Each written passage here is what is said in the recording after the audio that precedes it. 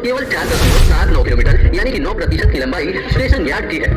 Sevoke Rangpo rail line में 14 सुरंगें हैं जिस connecting to the Nathula border after a heavy snowstorm. Notably, Saturday afternoon snowfall was the worst of the year.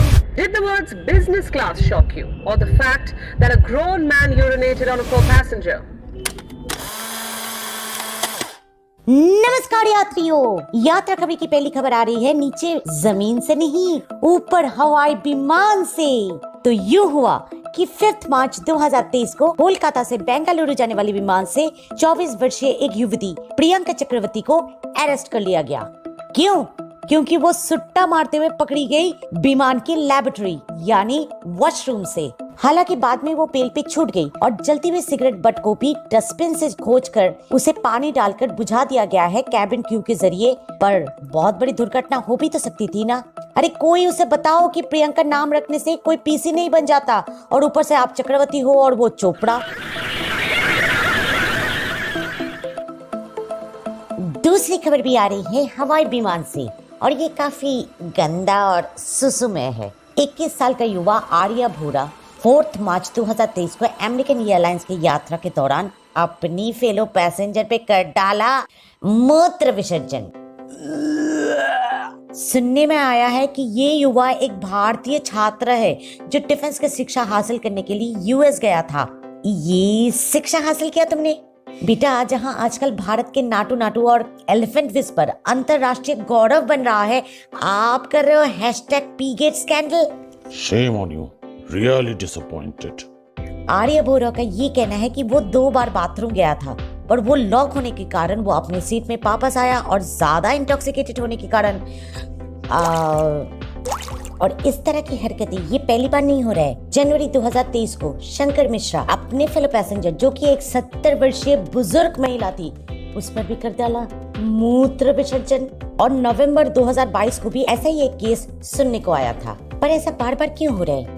इसका कोई हल नहीं है क्या? भाई, अपने छोटे दिमाग में तो इसका एक ही हल निकलता है, विमानों में शराब का सेवन बंद कर देना चाहिए। जब डोमेस्टिक फ्लाइट में ये अलाउड नहीं है तो फिर इंटरनेशनल फ्लाइट में ये क्यों डिस्ट्रीब्यूट किया जा रहा है? और वो भी इतने भारी मात्रा में कि इंसान को समझ में ही नहीं आ रहा है कि कौन सा कमोड का गोद है और कौन सा पैसेंजर का गोद। आपको क्या लगता है? कमेंट जरूर कीजिएगा। रेलवे की जो खबर आ रही है ना, वो है एकदम फाटाफाटी। सेवक रंगपो रेलवे लिंक उत्तर भारत की सभी राज्य रेल पथ से जुड़ा हुआ है सिवाय सिक्किम के। सिक्किम पहुंचने के लिए सबसे नजदीकी रेलवे स्टेशन है एनजेपी स्टेशन और वहां से कैब हायर करके सिक्किम पहुंचना ना कि सिर्फ कॉस्टली होता है बल्कि बारिश के मौसम में काफी रिस्की भी हो जाता है। लैंडस्लाइड, स्लिपरी हाईवेज और ब्रोकन रोड्स यात्रा काफी मुश्किल कर देता है। पर अब एक लंबी रेलवे लाइन पहाड़ को खोद कर एक सुरंग बनाकर सेवक को रंगपो से जोड़ने का काम तेजी से बढ़ रहा है। ये खत्म होते ही रंगपो को गैंगटॉक से जोड़ने का काम रेल पथ के जरिए शुरू हो जाएगा और आशा किया जा रहा है कि दिसंबर 2024 तक सिक्किम जुड़ जाएगा बाकी राज्य से रेल पथ के जरिए। इससे टूरिज्म की बढ़ोतरी तो होगा ही, देश का सुरक्षा भी काफी अच्छी तरह होगा। आफ्टर ऑल हमें भूलना नहीं चाहिए कि सिक्किम अपना बॉर्डर शेयर करता है चाइना के साथ नथुला में। इस पर एक कहानी ऑलरेडी आ चुका है हमारी दूसरी चैनल थ्रिलर ट्यूब में। You can check it out. Link ऊपर आई बटन में और वीडियो के एंड स्क्रीन में दिया गया है। और हो सके तो ये चैनल थ्रिलर ट्यूब को सब्सक्राइब भी कर लीजिएगा। Thank you. तो अब जब हम लोग सिक्किम पहुंच गए तो सिक्किम का तापमात्रा के हाल भी कुछ जानकारी ले लेते हैं। तो सिक्किम का तापमात्रा फिलहाल तो अभी माइनस पे रन कर रहा है क्योंकि सिक्किम के नथुला पे बर्फबारी चालू हो चुका है।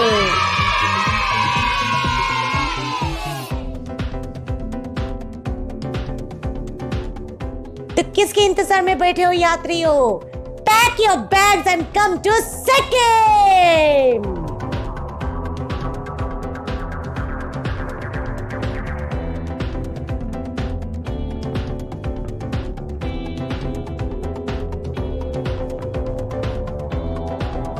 वीडियो की शुरुआत से ही हम लोग हवाई विमान का यात्रा कर रहे हैं और फिर रेल पथ का यात्रा भी हम लोग निकल लिया। अब क्या बाई कार कहीं चले? हाँ चलो चलो चलो चलो चलो। गाड़ी स्टार्ट कर। दिल्ली देहरादून एक्सप्रेस जो कि 13,000 करोड़ रुपए का एक हाईवे प्रोजेक्ट है, वहां बहुत तेजी से कंस्ट्रक्शन चल रहा है, दिल्ली, उत्तर प्रदेश और उत्तराखंड को जोड़ के।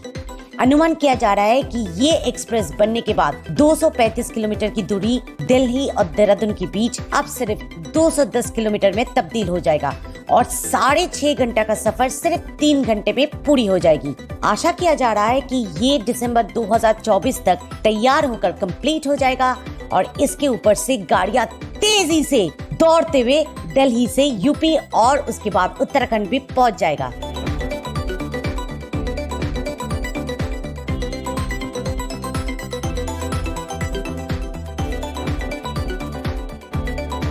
अब जब हम लोग सड़क पथ के जरिए उत्तराखंड पहुंच गए हैं तो क्यों ना हम चारों धाम यानी केदारनाथ धाम, बद्रीनाथ धाम, गंगोत्री धाम और यमुनोत्री धाम का दर्शन भी कर ले। आजकल दर्शन ऐसे ही नहीं होगा कि पहुंच गए, दर्शन कर लिए और वापस चल दिए। अब से ये चारों धाम दर्शन करने के लिए आपको बाकायदा जरूरी है कि आप अपना रजिस्ट्रेशन करवा लीजिए, तभी जाकर आप इन धार्मिक स्थानों का दर्शन कर पाएंगे। क्या सोच में पड़ गए कि रजिस्ट्रेशन कैसे ले, कहां से ले, कब ले? अरे भाई, हमारी चैनल टिप्स टू ट्रैवल कब काम आएगी? यूं ही तो आप उनका सब्सक्रिप्शन नहीं ले रखे हो ना? लिया ना, या अब तक नहीं लिया?